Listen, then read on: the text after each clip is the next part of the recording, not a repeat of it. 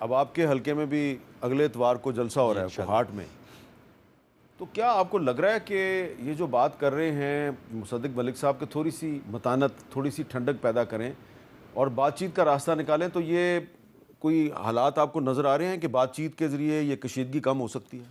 سب سے پہلے میر صاحب آپ کا شکریہ۔ دیکھیے، بات چیت کے لیے ماحول کا ہونا بڑا ضروری ہے۔ اس ماحول میں کیسے بات چیت ہوگی؟ کیا ہم اعتماد کر سکتے ہیں وفاقی وزراء کی جو پریس کانفرنسز ہو رہی ہے؟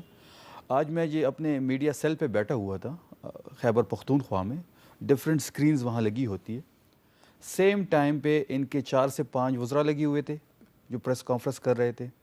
مصطفیٰ کمال صاحب کی پریس کانفرنس چل رہی تھی، بلوچستان سے 2 وزراء کی پریس کانفرنس چل رہی تھی، جو ایک بیانیہ بلڈ کرنے کی یہ کوشش کر رہے ہیں پچھلے کئی دنوں سے۔ تو کیا اس ماحول میں کیا ہو سکتے ہیں مذاکرات؟ جہاں تک سپیکر صاحب کا ذکر ہوا تو سپیکر صاحب کی بس کی اختیار میں کچھ نہیں ہے۔ وہ اچکزئی صاحب جس کو ہم نے نومینیٹ کیا ہوا ہے ایز اے اپوزیشن لیڈر، ہمارے ایم این ایس کے سائن سارے موجود ہیں، بارہا ہم ریکویسٹ کر رہے ہیں، وہ ان کو تو لگا نہیں رہے۔ تو اس ماحول میں کیسی بات چیت تو ہوگی؟ پھر اگر تحریک انصاف پر پابندی لگ گئی تو پھر کیا کریں گے آپ؟ دیکھیں، پلان تو ان کا پورا ہے۔ جس طریقے سے یہ لگی ہوئے ہیں، جس طریقے سے روز یہ پریس کانفرنسز کر رہے ہیں، ابھی مصدق صاحب نے بھی 9 مئی پہ پور سیاست چمکانے کی کوشش کی۔ ایک ہی ان کے پاس وہ کیا کہتے ہیں راگ ہے جو روز یہ صبح سے شام تک 9 مئی 26 نومبر، ابھی 26 نومبر کا ذکر کیا۔ کیا 26 نومبر پہ ہمیں گولیاں نہیں ماری گئی؟ کیا ہمارے لوگ شہید نہیں ہوئے؟ اگر ہم مسلح تھے تو کیا کوئی ایک زخمی ہوا ہے؟ کیا کوئی ایک کی ڈیتھ ہوئی ہے یا شہید ہوا نہیں، ہے؟ وہ کہتے ہیں نا کہ 2 جو ایف سی والے تھے ان کی موت واقع ہوئی تھی۔ ایف سی کی جو 2 شہادتیں ہوئی ہیں وہ 26 نمبر پہ ہوئی تھی۔ اچھا، وہ اس لیے ہوئی تھی، میں خود وہاں پہ موجود تھا، اور پہلا جو شہید تھا وہ بھی میرے حلقے کا تھا، الیاس۔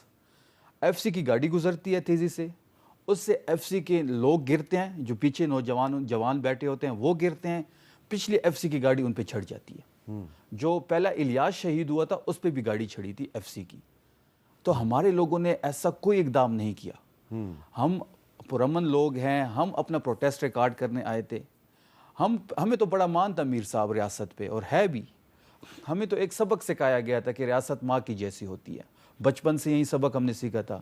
لیکن اس رات پہلی دفعہ لائٹیں بند کر کے اس ریاست نے جو ستیلی ماں کا سلوک کیا ہے، وہ بہت سے سوالات لیکن یہ چھوڑ جو کے گئی۔ اب آخری جو ایک ایکس پہ جو لمبا چوڑا سٹیٹمنٹ جاری ہوا ہے عمران خان صاحب کا، آپ کو نہیں لگتا کہ اس سے نہ صرف ان کے لیے بلکہ پارٹی کے لیے بھی مسائل پیدا ہو سکتے ہیں؟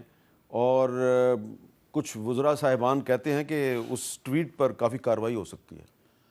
دیکھیے، پلان تو ان کا پورا ہے۔ یہ غداری کا مقدمہ بھی قائم کر سکتے ہیں، یہ ہمارے اوپر پابندی بھی لگانے جا رہے ہیں۔ یہ ساری چیزیں ہم نے بانپ لی ہے۔ ہماری جو اندرونی میٹنگز ہوتی ہیں ہمیں ہر چیز کا پتہ ہے، لیکن ہم مقابلہ کریں گے۔ جہاں تک ٹویٹ کی بات ہے، دیکھیے، جب آپ ایک سابق پرائم منسٹر کو، جس کو بی کلاس انٹائٹل ہے، سابق first lady Bushra be be, ان کو بی کلاس انٹائٹل ہے جیل کے اندر، اور آپ جیل کے اندر جس حالات میں اس کو رکھتے ہیں، آپ آئسولیشن میں ڈالتے ہیں، کوئی آدمی اس سے بات نہیں کرتا، کوئی اس سے مل نہیں سکتا، ابھی بھی بہنیں اس کی بیٹھی ہوئی ہے۔ تو یہ چیزیں کس طرف یہ لے کے جا رہے ہیں؟